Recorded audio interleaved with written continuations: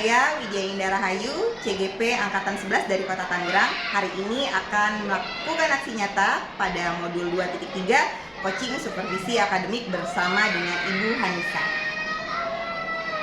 Baik, Assalamualaikum warahmatullahi wabarakatuh. Selamat siang Ibu Hani, apa kabar hari ini? Waalaikumsalam, alhamdulillah. Saya sehat Ibu. Ibu bagaimana? Saya juga alhamdulillah sehat Ibu. Bu Hani, 3 hari yang lalu saya sudah menyampaikan kepada Ibu bahwa saya mendapatkan tugas untuk melakukan supervisi di kelas Ibu Hani. Untuk supervisi akademik ini akan ada 3 tahapan ya Bu. Yang pertama adalah pra-observasi, kemudian yang kedua observasi, dan yang ketiga adalah pasca observasi. Siang hari ini kita melaksanakan tahapan pra-observasi di mana harapan kita bisa dapat berdiskusi dan bertukar pikiran terkait kesiapan Ibu untuk melakukan supervisi dan juga agar pelaksanaan supervisi Ibu nantinya dapat berjalan lancar tanpa hambatan, serta untuk meningkatkan kemampuan Bu Hani dalam akademik, baik pengetahuan serta pengalaman dalam proses pembelajaran. Maka untuk percakapan kita pada hari ini, dari pertemuan kita di siang hari ini, kira-kira apa harapannya Bu Hani? Ya, saya senang sekali bisa bekerja sama dengan Ibu. Lalu saya juga senang sekali bisa disupervisi karena untuk meningkatkan kompetensi saya dalam mengajar. Lalu saya juga ingin berdiskusi dengan Ibu bagaimana rencana pelaksanaan pembelajaran saya yang akan saya lakukan nanti. Baik, dari tujuan kita di siang hari ini untuk berdiskusi terkait dengan persiapan Bu Hani dalam pelaksanaan supervisi nantinya. Nah, pada saat pembelajaran, materi apa yang akan disampaikan oleh Bu Hani? Nah, nanti kita akan belajar tentang Pancasila, yaitu mengenai aturan-aturan di rumah dan di sekolah, lalu manfaatnya di kehidupan sehari-hari. Berarti mengenai materi Pancasila ya Bu ya, dengan norma-norma atau aturan yang berlaku gitu ya. Nah, terkait dari materi tentang Pancasila ini tentunya ada tujuan pembelajaran yang ingin dicapai oleh Bu Hani kepada peserta didik. Kira-kira apa yang menjadi tujuan pembelajaran ini? Nanti siswa-siswa akan saya berikan video dan grafik. Mereka juga akan mengetahui aturan yang ada di kehidupan sehari-hari itu bagaimana. Dan mereka juga akan melakukan suatu pengamatan dalam video tersebut. Nah, dari pengamatan siswa tersebut, nanti bisa menjawab pertanyaan-pertanyaan tentang materi, yaitu aturan. Seperti itu. Baik, itu sudah luar biasa sekali ya Bu Hani yang mengenai tujuan dari pembelajarannya. Nah, menurut Bu Hani dari tujuan pembelajaran yang sudah disampaikan, area apa yang ingin dikembangkan? Nah, jadi tujuan pembelajaran yang pertama itu siswa dapat menyimak lalu menyimpulkan isi dari video tersebut. Nah, setelah itu meningkatkan literasi siswa dalam menyimak video tersebut. Jadi dalam menyimak video tersebut, nanti mereka akan mampu memahami dan menyimpulkan serta dapat mencatat informasi yang baru dari materi tersebut. Nah, yang kedua, tujuan ini itu pengamatannya nanti mereka akan melakukan praktek. Nah, jadi dari pengamatan bersama kelompok, lalu mereka belajar berdiskusi, lalu berkolaborasi dengan teman-temannya bagaimana menjawab pertanyaan-pertanyaan dengan diskusi kelompok. Seperti itu. Jadi ada kerjasama yang baik antar teman ya Bu ya, karena memang mereka berdiskusi ya, berkolaborasi antar teman. Oke, jadi area tersebut yang Bu Hani ingin kembangkan untuk juga dapat meningkatkan literasi siswa dari mengamati video gitu ya. Yang kedua juga agar anak dapat berkolaborasi, kemudian saling berdiskusi antara satu dengan yang lainnya. Itu sudah luar biasa sekali ya Bu. Nah, dari kegiatan tersebut apa saja yang sudah dipersiapkan untuk supervisi nanti? Saya sudah membuat APP yang berdiferensiasi, lalu mencantumkan KSE dan budaya positifnya, seperti Ibu bimbing ke saya gitu. Lalu bagaimana mencantumkan KSE dalam APP saya. Selain APP ini, saya juga menyusun LKPD. Jadi nanti saya juga menyiapkan alat peraga yang menunjang pemahaman tentang materi aturan tersebut. Lalu saya menyiapkan asesmen penilaiannya. Bentuk asesmennya ada 3 kelompok yang akan saya gunakan dalam nanti. Alhamdulillah saya lihat juga sudah baik ya Bu Hani perencanaannya. Dari perencanaan, kemudian tujuan pembelajaran, strategi apa yang akan Bu Hani gunakan di RPP ini untuk pembelajaran besok Bu? Jadi strateginya ya saya akan mencoba berdiferensiasi karena berdasarkan asesmen awal yang saya lakukan ternyata siswa ini daya belajar 3 kelompok. Jadi ada auditori, visual, lalu ada kinestetik. Nah untuk dari ketiga kelompok ini saya memberikan bentuk pembelajarannya yang berbeda-beda. Jadi kalau misalkan yang visual mereka akan belajar membaca, literasi, lalu mengamati gambar-gambar. Nah kalau misalkan yang auditori ini saya memberikan video pembelajaran. Jadi mereka mengamati video keragaman yang ada, kemudian lalu menggali pemahaman mereka dari video tersebut. Sedangkan di kelompok kinestetik mereka juga aktif luar biasa ya kalau kinestetik. Jadi mereka melakukan praktek langsung dan menyebutkan contoh aturan-aturan apa saja yang mereka ketahui. Baik, jadi Ibu sudah menggunakan pembelajaran berdiferensiasi di RPP-nya dengan gaya belajar siswa yang berbeda-beda. Itu juga sudah luar biasa sekali. Saya tidak sabar ingin melihat proses pembelajaran Ibu di kelas gitu setelah saya dengar persiapan-persiapan Ibu barusan gitu ya. Dari strategi yang Ibu sampaikan, kemudian alat peraga untuk pembelajaran berdiferensiasi, kemudian tujuan pembelajarannya. Nah, dari kegiatan tersebut nih, perencanaan tersebut, kira-kira Ibu kapan akan melaksanakan proses pembelajaran? Dari rencana pembelajaran yang saya buat, kemungkinan Selasa besok saya akan melakukan praktek pembelajaran tersebut. Oke, baik. Jadi untuk pada proses pembelajarannya, Ibu akan memulai di hari Selasa ya Bu ya? Hari Selasa. Baik, jadi di hari Selasa saya akan datang ke kelas Bu Hani untuk melakukan supervisi kelas. Kemudian saya akan melihat hal-hal apa saja yang terjadi di dalam kelas. Kemudian setelah Ibu nanti melakukan kegiatan pembelajaran, kita adakan percakapan kembali yaitu observasi. Sebelum kita akhiri, kira-kira apa yang Ibu dapatkan dari hasil percakapan kita kali ini? Saya mendapatkan gambaran nanti akan bagaimana strateginya, modelnya, lalu medianya juga yang nanti akan saya tampilkan pada pembelajaran ini. Baik, siap.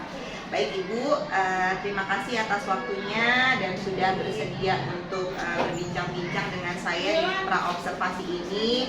Sampai ketemu di kegiatan observasi kelas besok. Baik, terima kasih Ya, Bu. terima kasih banyak. Assalamualaikum warahmatullahi wabarakatuh. Waalaikumsalam. Terima kasih banyak.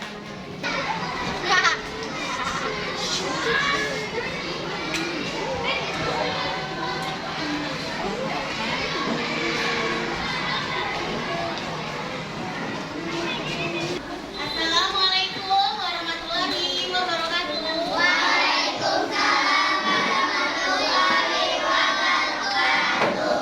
Ya, anak-anak sudah siap belajar? Sudah.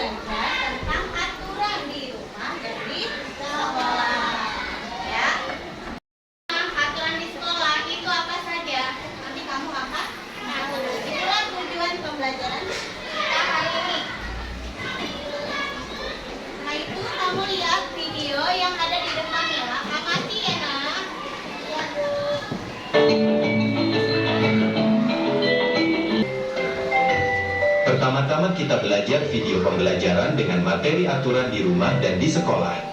Yuk, kita belajar bersama-sama.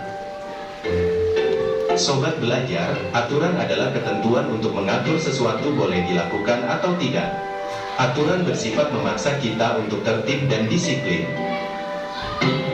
Aturan tidak boleh dilanggar dan melanggar aturan akan mendapat sanksi. Setiap tempat memiliki aturan-aturan di setiap tempat harus dihormati. Kali ini kita belajar dua aturan yaitu 1. Aturan di rumah. Rumah adalah tempat tinggal kita melakukan kegiatan sehari-hari. Adanya aturan di rumah akan membuat kehidupan keluarga tenang dan nyaman. Nah, itu adalah aturan di sekolah dan di rumah. Tadi aturan itu apa sih artinya? Ada yang tahu? Apa Pinka? Yang harus kita patuhi. Boleh hebat Pinka, terima kasih. Ada yang lain?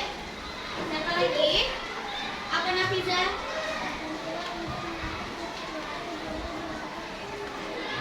Ya, berarti untuk aturan itu untuk mengatur kehidupan kita. Agar apa? Agar tertib. Agar tertib. Disiplin. Ya, hebat kita semua kelas 3A. Lalu tadi ada aturan di rumah, lalu ada aturan di sekolah. Bisa dibedakan? Bisa. Kalau misalkan merapikan tempat tidur, kira-kira aturannya di mana ya? Nah,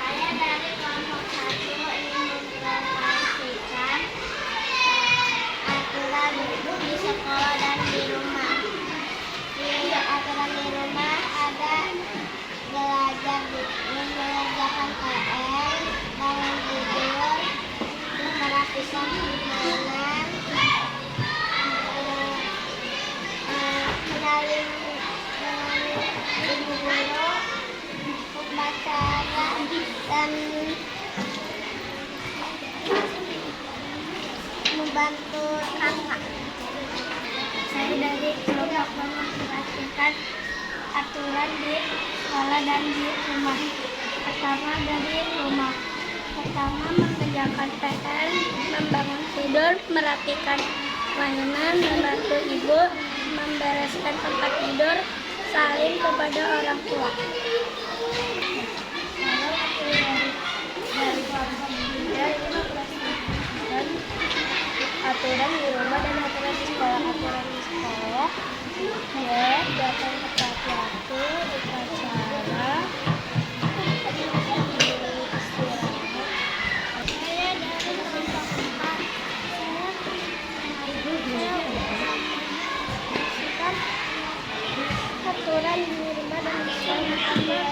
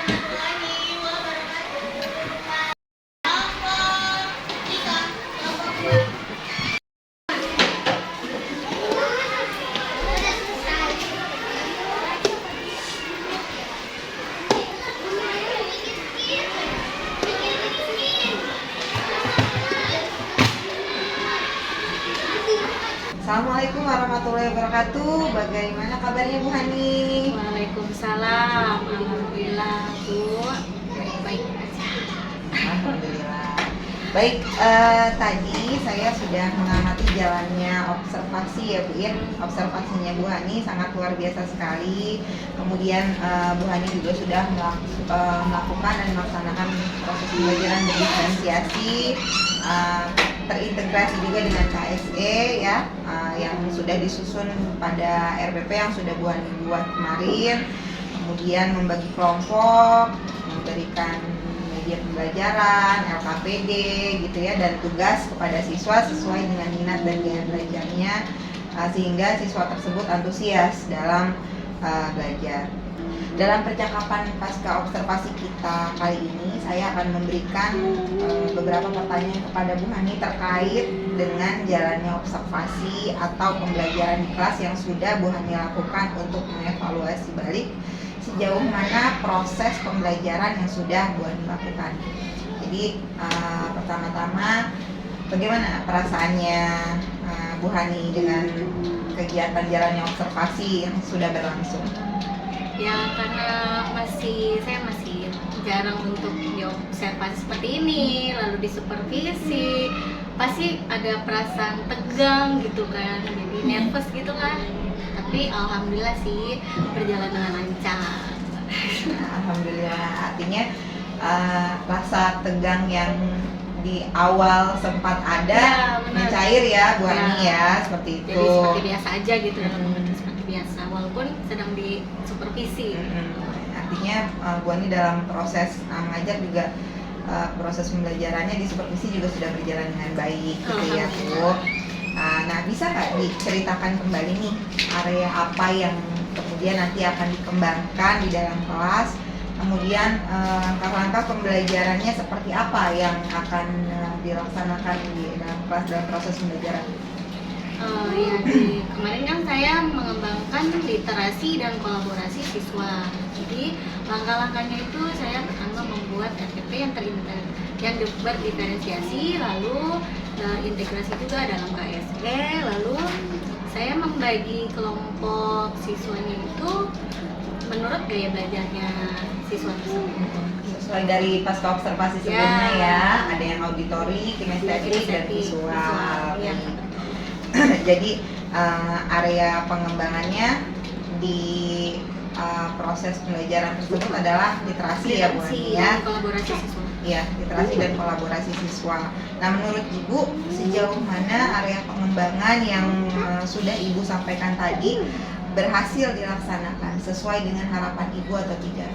Ya, alhamdulillah sih berjalan dengan baik ya, tapi pasti akan ada kekurangannya kemarin gitu. Ya, alhamdulillah saya juga melihat kegiatan observasi yang kita lakukan kemarin juga sudah sangat baik ya Bu Hani, sudah sangat berjalan, sudah sesuai dengan urutannya gitu ya, yang kita laksanakan kemarin. Nah, dari kegiatan-kegiatan yang Bu Hani lakukan, apa kendala yang Bu Hani hadapi kemarin pada saat melaksanakan observasi pembelajaran? Ya, ada siswa yang masih kurang aktif gitu Bu, dalam belajarnya mereka gitu. Terus kalau dari saya masih kurang memanajemen waktu. Menurut saya gitu. Kenapa Bu hal demikian itu bisa terjadi, itu kenapa menurut Bu Hani? Kalau yang siswa masih kurang aktif, saya sudah telusuri. Jadi kebanyakan tuh siswa belum sarapan, jadi masih kurang berkonsentrasi gitu. Lalu untuk memanajemen waktu, ya karena kendalanya saya kurang kelamaan siswa itu mengerjakan tugasnya. Ya, baik. Jadi dari dua kendala tersebut, yang pertama siswa belum sarapan ya, mungkin karena masih pagi ya. Kemudian yang kedua dari Bu Hani sendiri adalah manajemen waktu, seperti itu ya Bu. Nah, dari adanya kendala-kendala yang Bu Hani rasakan, apa sih menurut Bu Hani yang tepat untuk menangani masalah tersebut? mungkin nanti saya akan menyampaikan ke siswa bahwa sarapan pagi itu memang penting karena untuk agar siswa itu berkonsentrasi dalam belajarnya. Lalu jika dalam manajemen, kalau dalam diri saya untuk manajemen waktu, mungkin saya akan memberikan antara saya dengan siswa kesepakatan. Jadi misalkan mengerjakan tugas itu kita sekian berapa durasinya gitu, agar semua tuh dapat berjalan dengan baik sesuai waktu yang ditentukan. Baik, jadi Ibu nanti akan mengingatkan kembali untuk anak-anak sarapan dulu ya dari rumah agar berkonsentrasi. Kemudian juga untuk dalam pengerjaan waktu ya Bu ya, dari durasi waktu pelaksanaan itu mungkin disepakati dulu sebelumnya gitu ya Bu ya, agar dapat melaksanakan pembelajaran yang lebih baik lagi sesuai dengan apa yang diharapkan. Jadi kalau boleh saya tahu, kapan Ibu akan mungkin merefleksi kembali kegiatan ini nih, kegiatan pembelajaran ini? Ya, lebih cepat sih lebih baik ya Bu, akan saya sampaikan kepada siswanya, kepada siswa saya yang tadi bahwa sebelum berangkat sekolah nantinya sarapan agar dapat berkonsentrasi dengan baik. Lalu saya juga akan berupaya dalam memanajemen waktu dalam pembelajaran saya. Betul. Baik, Bu Hani, sebelumnya mohon izin, ini ada yang terlewat Bu Hani. Jadi di sini ada lembar catatan untuk praobservasi dan observasi di kelas yang sudah saya laksanakan ya.